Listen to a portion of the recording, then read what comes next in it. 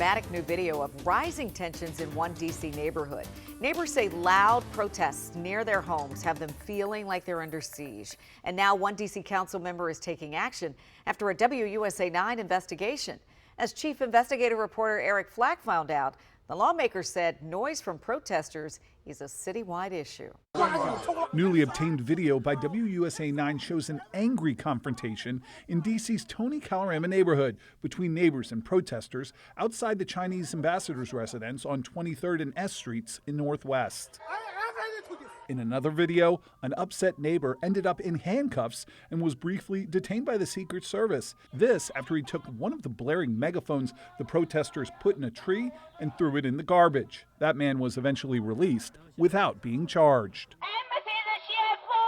For nearly 2 hours most mornings, starting at 7 a.m. and on many evenings around dinner time, protesters descend on the neighborhood with blaring pre-recorded grievances with the Chinese government at volumes so loud the noise reverberates for blocks.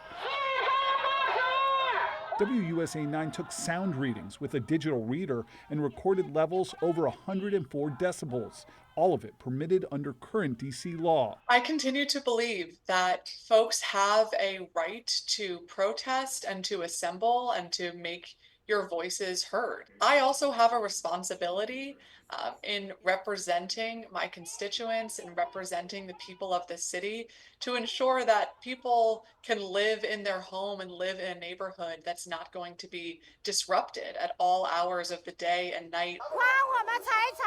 Thursday, Pinto introduced emergency legislation to amend D.C.'s Residential Tranquility Act to prohibit demonstrators from targeting a home using amplified sound devices like a megaphone in a residential area. Pinto says problems like these, though, extend beyond the upscale streets of Calorama. We have residential neighborhoods throughout this city that either have been victimized by this type of excessive noise and protest or could be in the future.